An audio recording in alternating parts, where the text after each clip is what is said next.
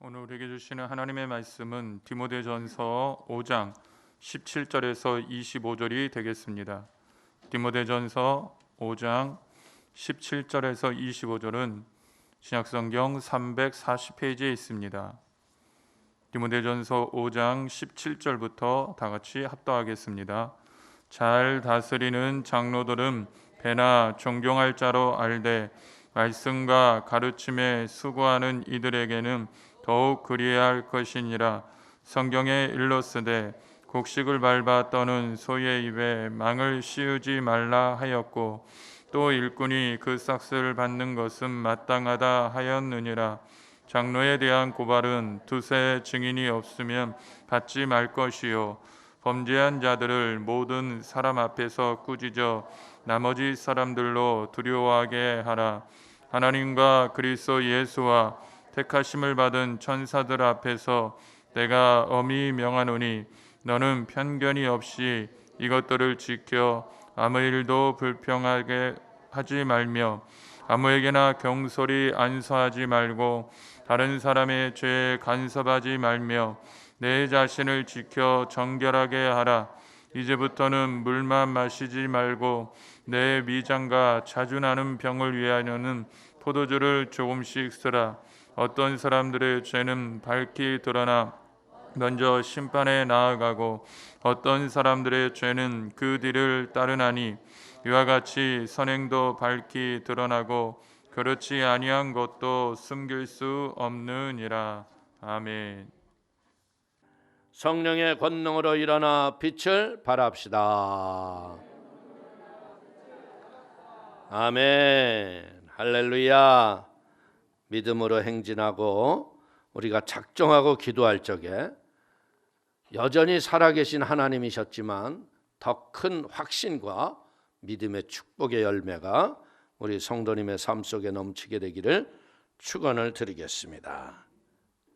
오늘 우리 디모데전서 5장 17절에서 25절 말씀을 가지고 존경받는 성도라는 제목을 가지고 잠시 은혜를 나누기를 원합니다. 우리가 이 세상을 살면서 사람의 특징은 뭐냐? 하나님과 사람 앞에서 인정받고 칭찬받고 싶죠. 근데 내가 스스로 인정받고 칭찬받겠다고 해서 인정받고 칭찬받는 게 아니에요. 내가 자질이 갖춰지고 빛이 비쳐서 그 빛이 세상에 비춰지게 되면 당연히 사람들이 존경을 받게 돼 있습니다. 이 러시아에 한 소년이 태어났는데 이 코가 그냥 넓어서 이렇게 들창코 같이 생겼고 입술은 두껍고 눈은 실눈처럼 작고 이 외모로 볼 적에는 너무나 얼굴이 볼품이 없어요. 그래가지고 이 친구가 하나님 나 외모 좀 바꿔주세요. 그러면 내가 하나님을 기쁘시게 하는 믿음의 삶을 살겠습니다. 기도를 했더니 자고 일어났더니 납작화가 뾰족화가 됐을까요? 네? 두터운 입술이 아주 멋진 라인의 입술로 바뀌었어요? 안 바뀌었어요. 근데 이 소년이 깨달은 게 뭐냐면 자기 마음속에 주신 하나님의 달란트가 있다는 걸 알았어요. 그래가지고 이 친구에게 주신 달란트가 뭐냐? 문학성이 높았다는 거예요. 그래가지고 이 친구가 열심히 문학적인 재질을 가지고 책을 쓰다 보니까 그 사람이 누구냐? 톨스토이래요. 할렐루야? 그래서 지금 톨스토이를 존경해요, 안 해요? 여러분들 톨스토이의 얼굴을 자세히 보면 얼굴만 보고 이름 안 써놓으면 존경할까요, 안 할까요? 이렇게 생겼나 그랬을 거예요. 그런데 인생은 외모보다 내면 세계가 더 중요하다는 거예요. 오늘 신앙생활에서도 마찬가지인 거예요. 여기에도 나오는 게 뭐냐? 배나 존경할 자로 알되. 오늘 교회 내에 장로님들이 특히 무엇 해야 돼요? 존경받아야 돼요. 존경받지 못하면 직분이 아무 소용이 없어요. 사람들이 대부분의 자세들이 보면 처음 장로로 장립을 받고 막 사명을 받았을 적엔 앞장서서 하는 것 같다가 좀 세월이 가고 시간이 지나가게 되면 어떻게 돼요? 자꾸 잊어버리려고 그래요. 그렇기 때문에 우리는 늘 믿음 안에서 우리의 속사람이 강건해지고 하나님과 사람 앞에서 존경을 받는, 칭찬을 받는 그런 은혜가 있게 되기를 축원을 드리겠습니다. 우리 오늘 17절 한번 읽어볼까요? 잘 다스리는 장로들은 배나 존경할 자로 알되 말씀과 가르침에 수고하는 이들에게는 더욱 그리할 것이니라. 아멘. 우리가 어디를 가서라도 인정받고 대접받고 예우를 받으려면 어떻게 돼요? 그 합당할 만한 그런 삶을 살아야 된다는 거예요. 이 존경이라는 것은요, 단순히 정신적으로만 인정하고 존중하는 게 아니에요. 삶 그 자체가 본받을 만하다. 야, 참 훌륭하다. 이랬을 적에 존경이 되는 거죠. 그렇기 때문에 오늘 여기에 뭐라고 그랬어요? 말씀과 가르침에 수고하는 이들에게 더하라. 우리의 마음속에서 늘 사람들의 마음엔 뭐가 있어요? 존경하기보다는 그냥 내리 까고 비판하고 이런 마음이 가득한 게 인간들이에요. 그래서 솔직히 얘기해서 여러분들 이 시대에 뭐 정치가나 이런 사람들 보면 존경받는 사람이 많아요? 얻어맞는 사람이 많아요? 왜? 잘못하는 일의 결과가 잘못돼서 나오는 게 많다 보니까 그런 거야. 그런데 그런 것마저도 우리가 어떻게 보자면 참 그렇게까지 된 사람들이 보면 개인적으로 볼 적엔 다 존경받을 만한 사람들인 거예요. 그런데 문제가 뭐예요? 그 자기 안에 있는 이 양심대로 살지 않고요, 잘못된 무리의 당들이 끌어가는데 끌려가다 보니까 이상한 대로 막 끌려가는 거예요. 그러니까 교회도 어떻게 해야 되느냐? 교회도 진리의 말씀대로 진리의 편에서 우리가 진리를 수호해야 돼요. 진리 편에 서지 않고 세상 돌아가는 대로 막 글로 쏠려봐요. 그러면 교회는 그날부터 교회의 기능과 모습을 잃어버리기 시작해요. 그렇기 때문에 우리는 잘 알아야 됩니다. 성경이 뭐라고 그랬어요? 소금이 맛을 잃으면 다만 사람들의 발에 밟힐 뿐이니라. 오늘 이 코로나가 오면서부터 이상하게 교회가 많이 밟히지 않아요? 그게 우연이 아니에요. 저는 그렇게 봐요. 교회가 교회의 빛과 사명을 잃어버렸어요.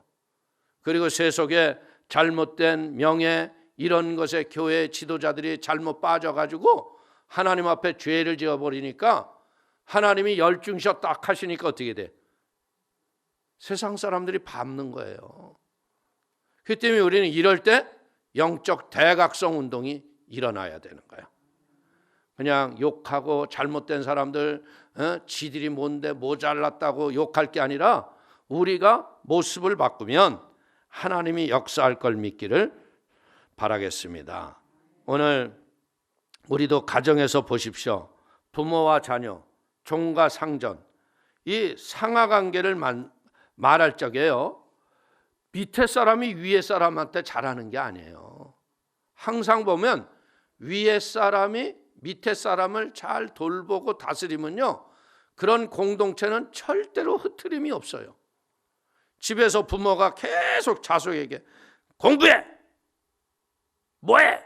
명령만 하고요, 맨날 부모는 TV 켜놓고 헤헤헤헤 그러면 방 안에 있는 애가 공부할 수 있어 없어? 못해요. 그러니까 가정에서 자녀들이 잘 되고 뭐 하려면 어떻게 돼요? 부모가 경건의 모습으로 바뀌어져야 돼요. 그래서 보면은 예전에 우리가 가정에서 이렇게 보면 예전에는 자식을 낳으면 줄줄이 많이 났잖아요. 근데 어떤 집은 보면 줄줄이 S대, Y대, K대 뭐 이래가지고 좋은 대학 다 들어가. 근데 어느 대학은 뭐냐, 줄줄이 그냥 고퇴, 중퇴, 뭐 싸움패 이렇게 가는 이유가 뭐야? 가만히 보면 애들이 나쁜 게 아니라 부모가 잘못돼서.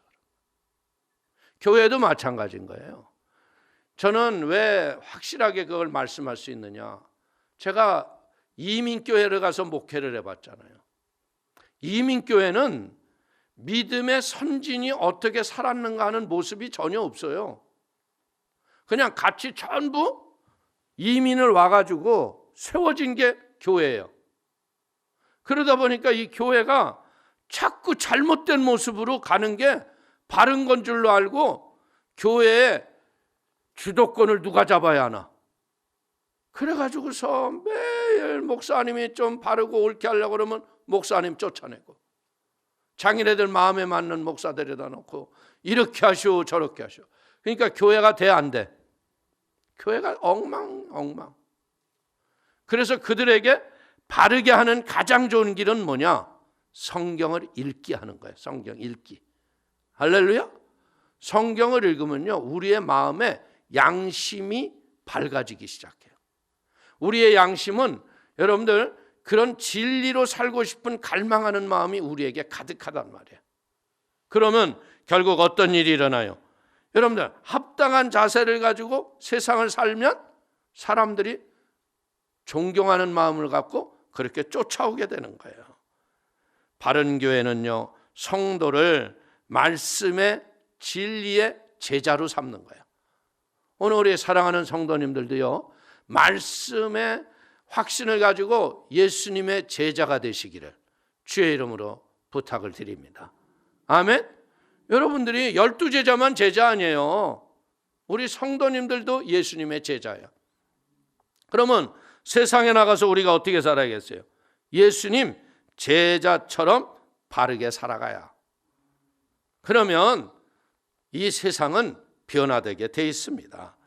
그렇기 때문에 우리는 교회는 무엇 해야 되느냐? 여러분들 교회라는 것은 설교만 하는 게 아니에요. 설교도 해야 되지만 행정과 각종 일반 사무와 모든 게 다 치러지잖아요. 그러다 보니까 목회하는 목사가 이 모든 걸 다 신경 써서 하려고 그러면 돼요, 안 돼요? 안 되잖아요. 그러니까 교회 장로님들이 그런 일반 세상적인 업무나 이런 것들은 장로님들이 알아서 처리를 하는 거예요. 중요한 건 뭐예요? 주의 종은 방향성을 정해주고 우리가 가야 할 목표를 분명히 정해주는 거예요. 그래서 여러분들 초대교회도 보니까 어떻게 했어요? 구제사역을 하는데 그냥 히브리파 과부하고 헬라파 과부가 공정하지 않다고 막 얘기하고 그러니까 어떻게 했어요? 7집사를 세워서 그걸 나누고 주의 종들은 말씀과 기도하는 일에 전력하니까 하나님의 교회가 흥왕하여 지더라. 아멘. 그러니까 교회는 이런 아름다운 존경받는 믿음의 재직들이 교회를 든든히 세워야 할 걸 믿기를 축원을 드리겠습니다. 이것이 이제 그런데 문제는 뭐냐? 이게 균형을 못 잡는 게 문제라는 거예요. 맡겨주면 엉뚱한 권한을 가지고서 교회를 뒤흔들려고 그래요. 그렇게 되면 절대 교회는 교회가 안 되는 거예요. 그렇기 때문에 우리는 믿음 안에서 진짜 우리가 무엇 해야 돼요? 존경받는 성도가 돼야겠다. 한번 옆에 분한테 인사해 주세요. 존경받는 성도님 되세요. 아멘. 네, 이 코로나 시대에 또 우리 그 다니엘 기도에 이렇게 또 수요 예배 나온 분들은 진짜 존경받을 수 있어요. 이거 얼마나 힘드세요. 에? 새벽에 나왔다가 집에 갔다가 그냥 아침 또 단도리해서 애들 보내고 그냥 오늘하고 솔직히 속에서는 어떤 사람 그랬을 거야. 갈까 말까? 뭐 한 번 정도 빠진다고 뭐가 일이 날까?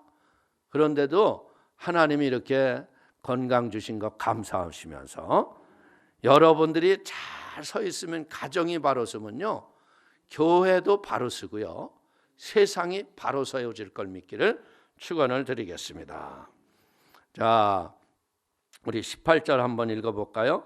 성경에 일렀으되 곡식을 밟아 떠는 소의 입에 망을 씌우지 말라 하였고 또 일꾼이 그 싹을 받는 것은 마땅하다 하였느니라.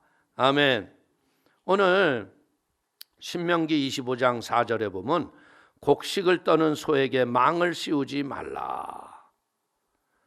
오늘 교회 내에서요, 주님의 나라를 위해서 열심히 일하는 주의 종들에 대해서는 교회가 마땅히 대접해야 될 것은 하나님의 말씀에도 기록되어 있어요.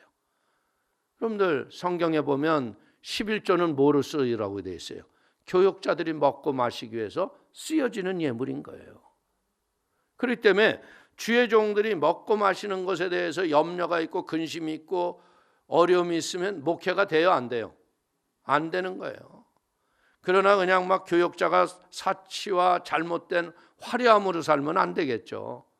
하나님의 은혜 앞에서 믿음으로 우리가 이제는 영혼의 하나님의 전인적 사역을 위해서 우리가 모든 것에 공급하는데 풍성함이 넘치게 되기를 바라겠습니다. 오늘 마태복음 10장 9절 이하를 보십시오. 너희 전대에 금이나 은이나 동을 가지지 말고 여행을 위하여 배낭이나 두벌옷이나 신이나 지팡이를 가지지 말라. 이는 일꾼이 자기의 먹을 것 받는 것이 마땅함이니라. 아멘. 오늘 우리는 이 세상을 살면서요, 저는 주의 종으로 살면서 느끼는 게 뭐냐, 이 주의 종은 진짜 사명을 위해서 그냥 가면은 나머지는 하나님이 책임을 주시는 거예요. 이 세상적으로 컴퓨터 두들겨보고 계산기 두들겨보면 야, 이거 못할 일이 굉장히 많아요. 그런데 믿고 구한 것은 받은 줄로 믿는 믿음을 가지고 믿음으로 어떤 일을 딱 하면요, 그 홍해 같은 바다가 마른 땅이 되듯이요, 하나님은 늘 기적을 행해 주세요. 저는 목회를 하면서 한 가지 바라는 게 있다면 뭐냐, 하나님 좀 교회 재정 좀 넉넉해서 그냥 싸우지 않고 원하는 건 마음대로 할 수 있는 그런 교회 좀 주세요. 그러는 기도를 해요. 근데 그 기도를 하면서도 나도 웃어요. 그러면 네가 그날부터 기도 안 할 거다. 에? 모든 게 다 갖춰져 봐. 그럼 기도해요, 안 해요?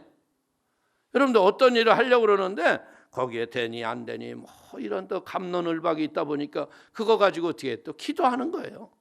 그리고 제가 보면 기도하다 보면 하나님은 기가 막히게 하나님이 그것을 채우시고 이루어 가시는 걸 믿기를 축원을 드립니다.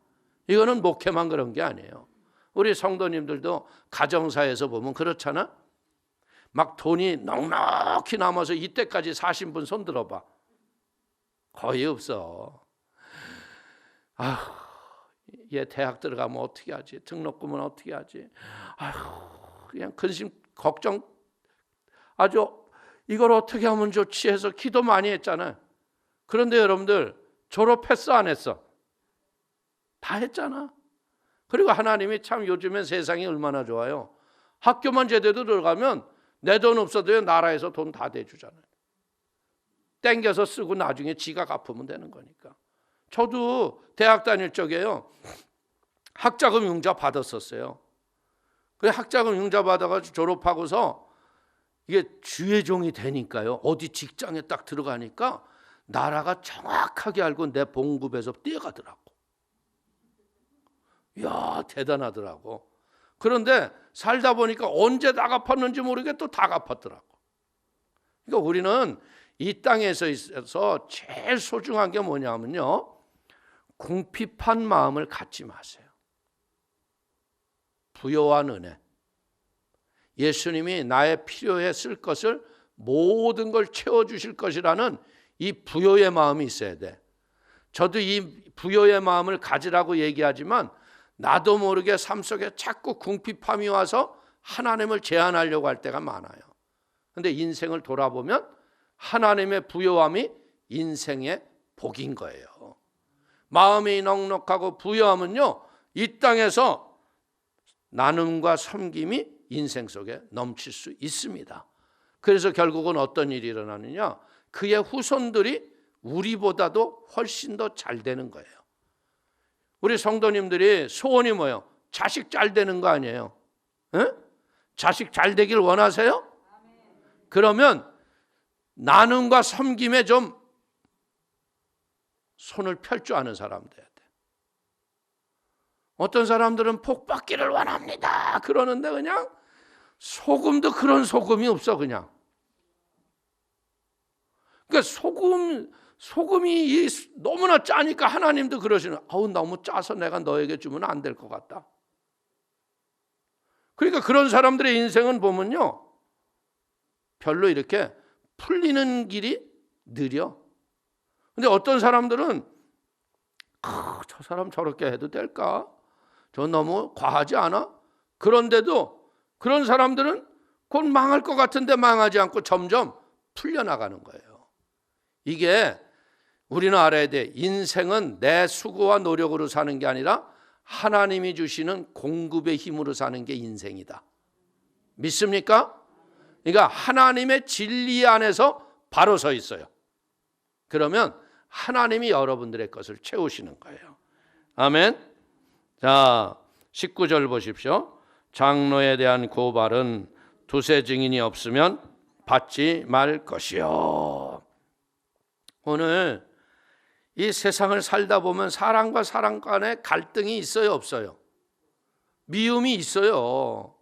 괜히 어떤 사람 보면 주는 거 없이 미운 사람이 있어.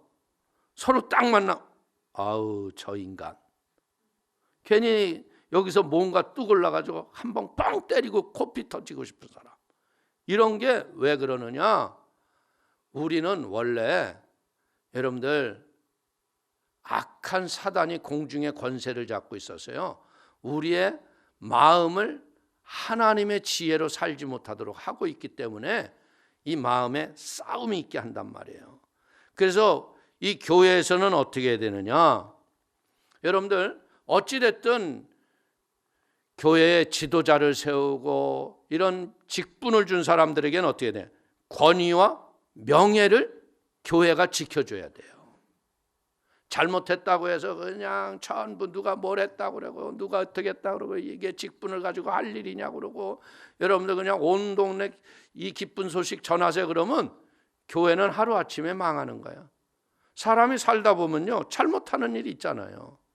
그러면 잘못한 것을 어떻게 해야 돼요?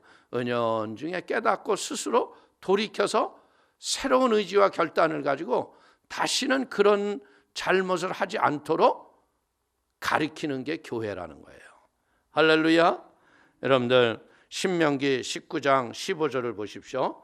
사람이 모든 악에 관하여 또한 모든 죄에 관하여는 한 증인으로만 정한 것이 아니요 두 증인의 입으로나 또는 세 증인의 입으로 그 사건을 확정할 것이. 여러분들 살다 보면 잘못된 일이 있잖아. 그리고 이제는 요즘엔 또 뭐가 있어요? 잘못도 하지 않았는데 뭐 했다고 거짓말로 그냥 고발하는 경우도 있잖아. 그래서 무고죄라는 것도 있잖아요. 그렇기 때문에 교회는 항상 어떻게 해야 되느냐? 두세 증인이 증인으로 나올 적에 그것을 생각해야지 한 사람 개인이 했을 적에는 안 된다는 거예요.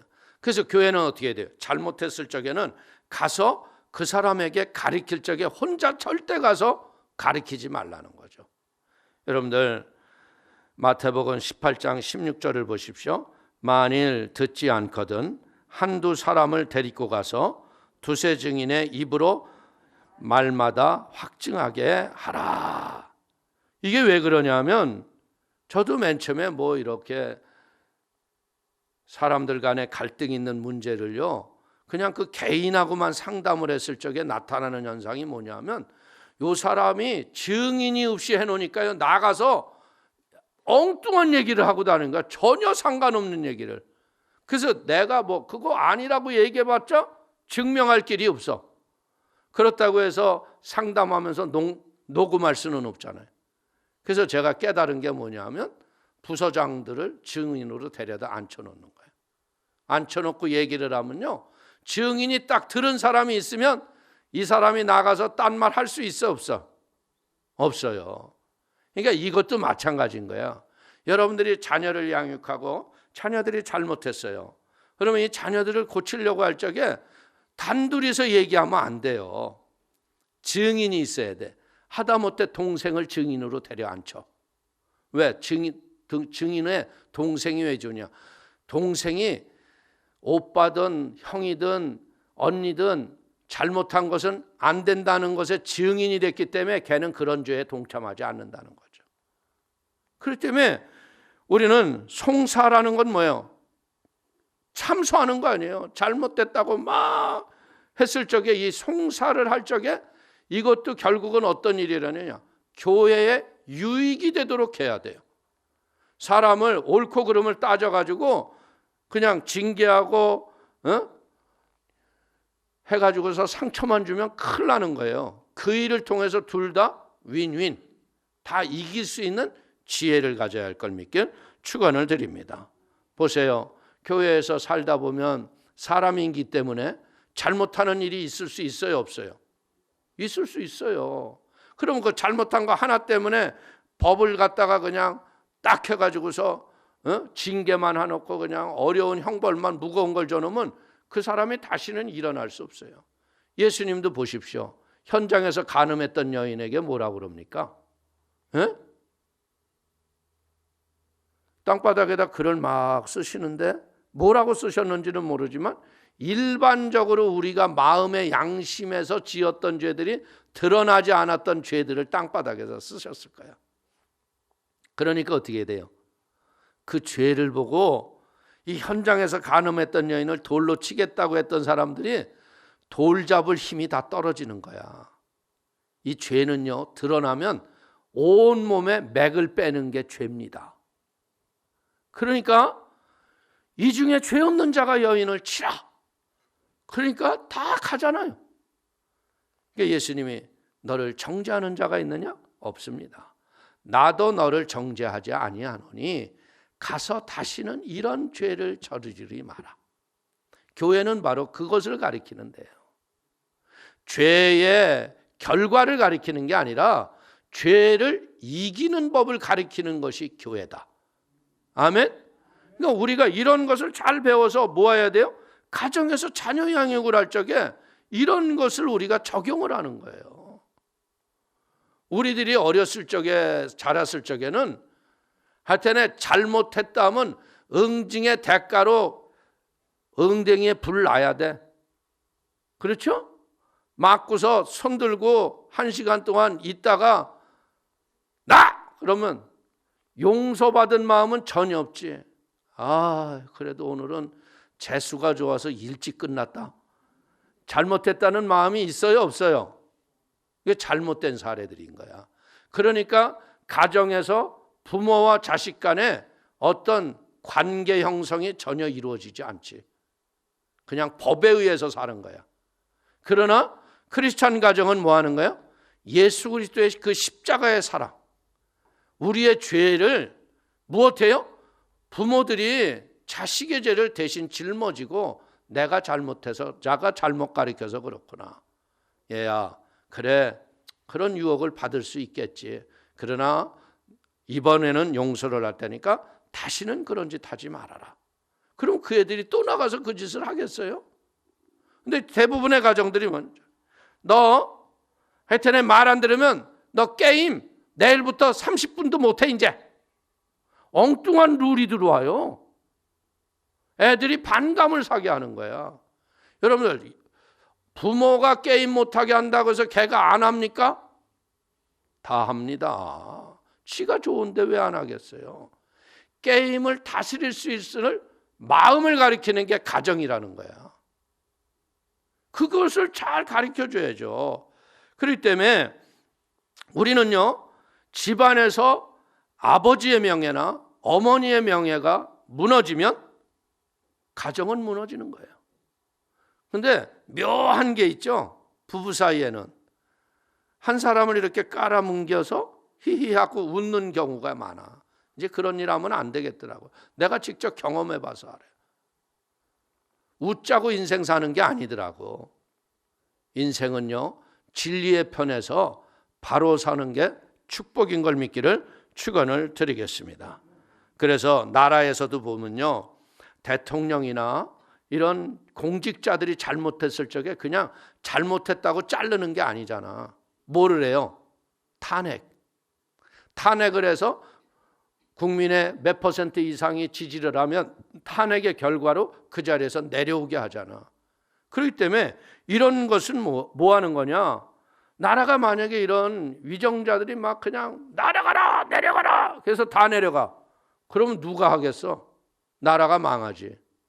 그렇기 때문에 우리는요, 이 교회 내에서 지도자들을 잘 지키는 게 교인의 사명인 거예요.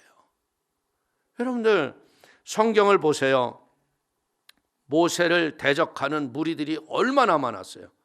그때마다 하나님이 그들의 대적했던 사람들 어때요? 고라의 자손은 땅을 벌려서 죽여버리잖아. 그 모세가 위대하기 때문에가 아니라 출애굽을 해서 그 노정을 가려고 하니까 하나님이 모세의 권위를 인정하게 하는 거예요. 모세와 아론만 왜 니들만 왜 우리를 다스리고 왜 우리는 왜 니들 명령에 따라야 되느냐 하니까 야 지파의 우두머리에 지팡이를 다 갖고 오거라. 그 누구 지팡이만 싹이 났어요? 아론의 지팡이만 왜 싹이 나요? 하나님이 쓰신다 이거예요. 그러니까 우리는 철저하게 권위를 부정하고 권위를 무시하려고 하는 건 마귀예요. 그러니까 권위 앞에 순종할 줄 아는 믿음의 지혜를 갖기를 축원을 드립니다. 오늘 지도자들이 말씀과 진리에 올바로 쓰고 스스로 자기도 못해야 돼요. 자기의 권위와 명예를 잃어버리지 않기 위해서 자기를 사명으로 잘 감당해야 할 걸 믿기를 바라겠습니다. 히브리서 13장 17절을 보십시오. 너희를 인도하는 자들에게 순종하고 복종하라. 그들은 너의 영혼을 위하여 경성하기를 자신들이 청산할 자인 것 같이 하느니라. 그들로 하여금 즐거움으로 이것을 하게 하고 근심으로 하게 하지 말라. 그렇지 않으면 너희에게 유익이 없느니라. 여러분들 그렇지 않아요?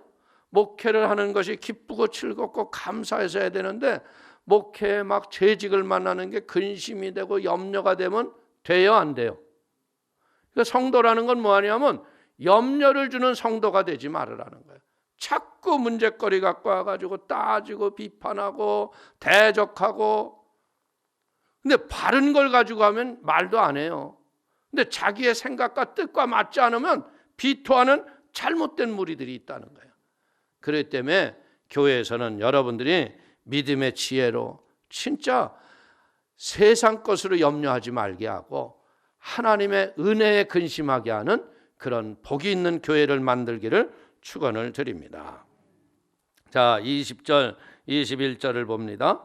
범죄한 자들을 모든 사람 앞에서 꾸짖어 나머지 사람들로 두려워하게 하라. 하나님과 그리스도 예수와 택하심을 받은 천사들 앞에서 내가 엄히 명하노니 너는 편견이 없이 이것들을 지켜 아무 일도 불공평하게 하지 말며. 아멘.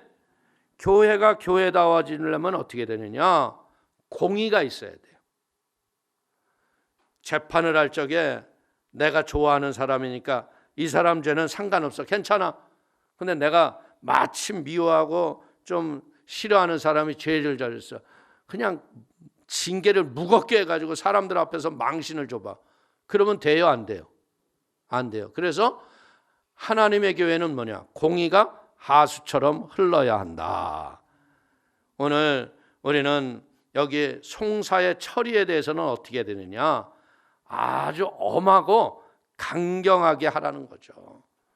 편견과 편벽됨이 없이 공정하고 공의롭게 처리해야 할 걸 깨닫기를 바랍니다. 여러분들, 사람이 만든 법이 공정하게 집행하기 위해서는 어떻게 돼요? 하나님의 법인 말씀과 진리는 더욱 엄정하고 공정하게 집행이 돼야죠. 지금 우리나라가 지금 많은 사람들이 갈등하는 이유 중에 하나가 뭐예요? 공평한 세상. 이거 만든다고 그러는데 공평해요? 여러분이 볼 적에도 어느 때 보면 왜 저 사람들은 저렇게 죄를 짓고도 왜 안 들어가지? 이런 잘못된 것들이 많아요. 그리고 심지어 옛날에 잘못이라고 해서 그 대법원에서 판결을 다 낸 것도 끄집어내가지고 다시 죄 없다 이렇게 만들어가는 거예요. 그러면 대한민국이 자꾸 점점 사람들이 마음속에 이거 불공정한데? 이거 이상한데? 이렇게 되면 어떻게 되는 거예요? 결국 나라가 잘못돼 가는 거예요. 그렇기 때문에 우리는 무엇 해야 돼요? 하나님께 기도해야 돼요. 하나님, 공의가 하수처럼 흐르는 은혜가 있게 하여 주옵소서. 하나님의 나라가 세워지듯 이 나라가 공정하게 되게 하여 주옵소서. 자기네들이 야당 시절에는 막 이렇게 뒤집어 까고 뭐든지 다 지멋대로 해놓고 지금 여당 되니까 뭐든지 못 까불리게 덮어버리면 이게 뭐야? 잘못이지. 그렇기 때문에 우리는 기도해야 돼요. 멀뚱하니 보고 있다가 여러분들 항상 보면 이 나라가 중진국에서 선진국으로 올라가다가 망하는 나라가 많아요. 왜? 잘못된 복지, 잘못된 정책 때문에. 대한민국도 이렇게 자꾸 복지 중심으로 가다 보면 여러분들 젊은 애들이 이 일을 안 하는데 세금을 누가 냅니까? 세금이 없으면 나라가 부도가 나는 거예요. 그렇기 때문에 여러분들이 기도하셔야 돼요. 바른 정책과 바른 논리가 이 땅에 존재하도록 하나님 이 민족을 축복하여 주옵소서. 할렐루야. 자, 22절 한번 보겠습니다. 아무에게나 경솔히 안수하지 말고 다른 사람의 죄에 간섭하지 말며 내 자신을 지켜 정결하게 하라. 아멘. 오늘 지금 이 대한민국의 교회가 이렇게 교회의 기능을 많이 잃어버린 이유 중에 하나가 뭐냐? 안수가 그냥 비행기 타고 가면서 안수하면 목사예요. 대학원 등록금 6번만 내면 목사 안수 받아 그냥. 자, 그러면 그거 내가 그분들을 욕하자고 하는 게 아니라 여러분들 주의 종이라는 것은 첫째 무엇 해야 되느냐? 자원해서 가는 게 아니라 하나님이 택해서 뽑아내야 돼요. 에? 내가 좋아서 여러분들 그래가지고 지금 대한민국의 수많은 가정에 목사님들이 자기 가족 데리고 목회하는 사람이 얼마나 많은지 몰라. 우리 교회 내에서도 그런 분이 몇 사람 있었잖아. 그게 옳고 그르다 이걸 얘기하자는 게 아니에요. 문제는 뭐예요? 그의 가족들이 신앙이 교회라는 것을 잘 모르는 거예요. 교회는요, 예수 그리스도의 피값을 주고 사신 하나님의 생명체야. 그래서 이 생명체에서는 뭐가 이루어지느냐? 하나님과의 코이노니아, 교제가 이루어지는데 하나님과의 교제만 이루어지는 게 아니라 성도와 성도의 교제가 일어나는 거야. 그래서 초대교회 때 한 일이 뭐예요? 모두 함께 와서 떡을 떼며 나눴잖아요. 그래서 뭐 하는 거예요? 교회가 가정과 같은 하나님의 기능을 가지고 교회에 와서 예의를 배우고 하나님의 법도를 배우고 인생의 도리를 배우는 게 교회가 돼야 되는 거야. 그런데 교회는 여러분들 지금 우리는 잘못된 것 중에 하나가 뭐냐면 여러분들 십자가만 세워놓으면 먹을 길이 해결된다고 생각하는 잘못된 사람이 있다는 거예요. 난 그런 사람을 봤어요. 목회가 여러분들 자칫하면 이것만큼 노후에 편한 게 없다라고 생각할 수 있다니까 그 자기 입으로 하는 걸 내가 들었어요. 목회에 들어가는 게 뭐가 있어? 성경책 하나만 들고 성경 말씀만 잘 하면 되는 거예요? 아니에요. 제일 힘든 게 뭔지 알아요? 사람이 사람을 변화시키기 위해서 기도가 없이 말씀이 없이는 안 되는 건 줄 모른다는 거죠. 교회는 세우면 되는 건 줄 아세요? 절대 아닙니다. 그렇기 때문에 우리는 배워야 될 것이 뭐냐? 한국에서 너무나 무분별한 목사 남발, 재직 남발. 사명 없고 사명이 뭔지도 모르는데 그러니까 교회가 값이 떨어지고 무너지는 거예요. 그래서 저는 부탁하자 것은 뭐냐? 다 우리 재직들이 자기 사명 회복하는 은혜가 있게 되기를 바라겠습니다. 인생을 살아가는 날 동안요, 예? 여러분들 그 초창기에 초대교회에는 얼마나 일꾼이 필요했겠어요. 베드로가 한번 설교했더니 5천이 회개하고 3천이 회개하고 오는데, 예?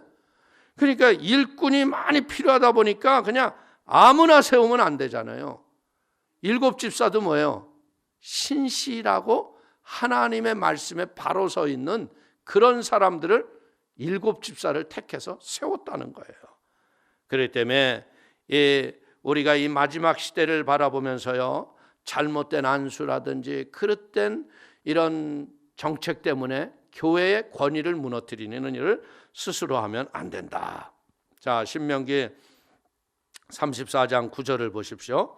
모세가 눈의 아들 여호수에게 안수하였으므로 그에게 지혜의 영이 충만하니 이스라엘 자손이 야훼께서 모세에게 명령하신 대로 여호수아의 말을 순종하였더라.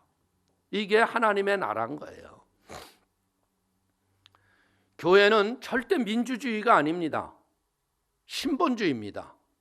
그런데 이 모세가 여호수아에게 안수를 하냐? 그의 백성들이 전부 아멘 예 하고 쫓아가잖아. 그리고 하나님이 어떻게 해요? 모세는 죽었는데 시체가 어디 있는지도 지금도 못 발견하잖아. 왜? 그 시체가 있으면 그를 숭배할까 봐. 또 그런 종교가 또 생기는 거예요. 그러니까 하나님은 다 아시고 모세의 시체가 어디 있는지도 몰라.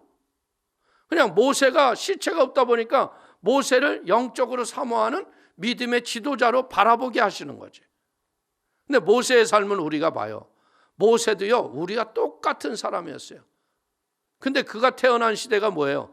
태어나면 죽이는 시대였어. 근데 그의 어머니와 아버지가 믿음으로 기르고 울음소리가 커내려갈 적에 갈상자에다 넣어가지고서 여러분들 뛰었는데 애굽의 공주가 걔를 물에서 건졌다 해서 모세라고 했잖아. 그래서 어떻게 보자면 왕궁에 가서 왕자로 자라잖아. 우리는 다 누구예요? 하나님의 자녀였는데 세상에 궁에 들어가서 자라는 하나님의 나라의 자녀들이 세상 왕자처럼 자라는 거예요. 근데 거기서 뭐 하는 거예요? 환난과 고난을 통해서 내가 하나님의 자녀인 걸 알고 광야 이스라엘 길을 가면서 하나님으로부터 사명을 받잖아. 양치기가 중요한 게 아니었잖아요. 양치기 때 떨기나무 아래에서 하나님을 만나잖아. 그러니까 예수 믿는 사람들은 어떻게 해야 돼요? 인생에서 2번 죽는 거예요. 먼저 예수 안에서 옛자가 내가 죽고 믿음의 새 사람이 물과 성령으로 거듭나는 거죠. 그래서 사명으로 바로 사는 거예요. 그래서 인생을 나머지 어떻게 돼? 모세처럼 사명을 위해서 죽어야지. 감정과 개인의 의지와 뜻을 사는 게 아니야. 교회는 하나님의 뜻 때문에 우리가 내 사명을 위해서 믿음으로 목숨을 바치고 순종하는 은혜와 지혜가 있게 되기를 축원을 드립니다. 자, 23절 보겠습니다. 이제부터는 물만 마시지 말고 내 위장과 자주 나는 병을 위하여는 포도주를 조금씩 쓰라. 여러분들, 오늘 이 말씀에서 우리는 이제 잘 배워야 될 게 뭐냐? 신앙에 건전한 지혜가 있어야 돼요. 이게 술 좋아하는 사람은 이 말 보고 포도주 먹어도 된다고. 먹고 마시고의 문제가 아니라고 난 봐요. 왜냐하면 예수님이 성만찬을 하시면서 뭐라고 그래요? 성경 복음서에 다 써 있잖아요. 이제 이 일 이후로부터는 나는 포도에서 나오는 것을 마시지 아니하리라 그래요. 그러면 예수님이 안 마시는데 우리가 마시면 돼요? 이걸 기념하려 했기 때문에 성찬식에 우리가 마시는 거예요. 그러나 중요한 것은 여기서 가리키고 싶은 것은 무엇인 거냐? 디모데가 몸이 약하고 여러분들 비유가 없다 보니까 포도주를 질병 치료와 그리고 네 몸에 이 피로 회복을 위해서 조금씩 쓸 수는 있다는 걸 얘기하는 거예요. 성령의 은사와 능력으로 치료를 하지만요, 건전한 상식과 지식을 배제하는 것은 아니라는 거예요. 그렇기 때문에 이것이 포도주를 우리가 어떤 술 취함의 기쁨과 향락을 위해서 먹는 그게 아니라 이것은 이제는 약과 같이 복용을 해라. 우리는 믿음과 신앙이 깊을수록요, 성령의 은사와 능력이 많을수록요, 이 세상의 상식과 지식을 옳게 선용하는 지혜로운 사람이 되기를 바라겠습니다. 먹고 마시는 것에 너무 매이거나 묶일 필요는 없어요. 근데 제 경우에는 그래. 제 경우에는 볼 적에는 저는 진짜 주 예수를 믿고 난 뒤로부터 세상 술 안 먹어요. 그것보다 더 좋은 하나님의 성령의 취함이 있으니까. 근데 왜 안 먹느냐? 많이 먹어보니까 정신없는 짓을 너무나 많이 하더라 이거야. 여러분들 먹고 나온 깼는데 어제 일이 하나도 기억이 안 나는 일이 너무나 많았어. 그러니까 취해야 돼, 안 취해야 돼? 안 취하는 게 낫죠. 그냥 이것을 먹어야 된다, 안 먹어야 된다, 죄다, 아니다 이 이야기를 하자는 게 아니에요. 더 좋은 것을 취하는 게 지혜다. 아멘? 그러니까 여러분들이 가정에서도 이런 걸로 다툴 필요 없어요. 그냥 스스로 자기가 깨닫고서 손 놓을 때까지 그냥 기도하고 기다리세요. 그냥 그걸 놓고 병 놓고 싸우지 말고. 그러다가 눈탱이가 밤탱이밖에 안 되더라고. 그러니까 하나님께 기도하면요, 다 스스로 자기가 손 놓고 떠난다고.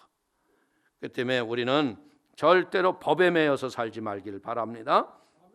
자, 24절, 25절 한번 보십시오. 어떤 사람들의 죄는 밝히 드러나 먼저 심판에 나아가고 어떤 사람들의 죄는 그 뒤를 따르나니 이와 같이 선행도 밝히 드러나고 그렇지 아니한 것도 숨길 수 없느니라. 우리가 보면 참 인생이라는 건요, 하나님이 숨겨진 것이 나타나지 아니할 것이고요, 감춰진 것이 드러나지 않는 게 없어요. 근데 더 기가 막힌 건 뭐냐? 회개하고 기도한 것은 드러나지 않더라고. 그리고 그런 죄를 다시는 짓지 않기 때문에 하나님이 다 보호해 주시는 거예요. 그렇기 때문에 성도는요, 늘 우리의 잣대를 어디에 두느냐? 내 양심에 두지 말고요, 하나님의 진리의 말씀에 두셔야 돼요. 죄와 선행에 대한 것으로요, 우리의 죄가 사람 눈에 다 드러납니까? 그러나 누구는 아셔요? 하나님이 아세요. 하나님은 우리가 숨어서 아무도 없다고 그러고 딱 그러는데 하나님이 이 안에서 야. 그런데 그 음성이 들리는데 내 이 망령된 양심이 어떻게 해요? 조용히 하세요 그러고 하잖아. 근데 이것이 반복되면 하나님이 말씀을 하세요, 안 하세요? 안 해요. 냅둬요. 그러다 결국 어떤 일이 일어나요? 결국 매맞는 일이 일어나는 거예요. 그렇기 때문에 우리는요, 이 삶을 살아가는 날 동안에 이 빙산의 원리, 작은 부분이 드러나지만요, 때가 되면 다 드러나게 돼 있는 거예요. 그래서 선과 악에 대한 기준을 내 생각의 기준으로 하지 마시고 말씀에 비춰봐라 이거야. 할렐루야. 사람의 눈에만 드러나지 않는다고 생각하지만요, 불꽃 같은 눈으로 우리를 보시는 하나님, 그 하나님을 생각하면 어떻게 돼요? 내가 거룩하니 너희도 거룩할지니라. 할렐루야. 우리의 공력은요, 불로 태워도 없어지지 아니할 그런 하나님의 은혜로 세상을 살아가면 우리 성도님들이 존경받는 성도가 되는 거예요. 할렐루야. 우리가 솔직히 얘기해서 신앙생활 하시면서 얼마나 많은 구습에 더러운 것들이 내 삶에서 떠나갔어요. 예? 생각에서부터 행동에 이르기까지 많은 것들이 나한테 물러갔다는 거예요. 그렇기 때문에 오늘 사랑하는 성도님들이 이제는 말씀의 진리의 편에서 하나님의 뜻을 이루어가겠다고 하는 의지의 결단을 갖기를 바라겠습니다. 오늘 우리는 장로에 대한 예우와 송사, 직분자에 대한 안수와 그리고 종들의 책임, 폭넓은 이런 문제에 대해서 우리가 배우는 거예요. 근데 교회는 뭐예요? 결국은 사랑과 친밀함으로 서로가 하나가 되어서 편견과 치우침이 없는 하나님의 은혜가 풍성한 곳이 교회가 돼야 할 걸 믿기를 축원을 드립니다. 그래서 교회에서는요, 절대로 모여서 엉뚱한 얘기할 필요 없어요. 기도하지 않는 사람들의 특징이 뭐냐면 매일 그 사람들이 앉으면 교회가 이러니 저러니. 난 그래서 물어봐요. 너는 어떤데? 세상에 나가서 지멋대로 사는 사람들이요, 꼭 와서 교회에 허물이 어쩌고 저쩌고 이런 얘기들 하고 있어요. 그렇기 때문에 이제는 우리가 무엇 해야 돼요? 내 교회는 내가 입술로 보호하는 거예요. 내 교회를 내가 자랑스럽고 하나님의 은혜의 처소로 여러분들이 잘 얘기해 나가봐요. 그러면 교회가 세상에 고난당하고 고통당하는 이웃들의 벗이 되고 하나님의 영광이 드러나는 축복의 처소가 되는 걸 믿기를 축원을 드리겠습니다. 기도하겠습니다. 하나님 아버지, 크신 은혜와 하나님의 사랑을 감사를 드립니다. 오늘 존경받는 성도의 귀한 지혜를 우리에게 알려주셔서 고맙습니다. 우리 사랑하는 성도님 한 분 한 분에게 이런 성령의 지혜와 능력을 더하여 주시어서 저들의 자녀가 이런 믿음의 진리 안에서 온전히 양육이 되어 하나님을 기쁘시게 하는 중에 더 하나님의 복을 받게 하시고 성령의 지혜와 능력을 얻도록 인도하여 주옵소서. 아버지께서 우리 성도님들의 삶 속에 아버지 악한 것 틈못하게 하시고 하나님의 성령의 능력으로 날마다 저들의 가정과 자녀들, 아버지 우리의 삶의 현장의 일터를 지키시고 보호하여 주셔서 하나님께 쓰임받는 은총으로 승리케 하여 주옵소서. 예수님의 이름으로 축복하기 돌려옵나이다. 아멘.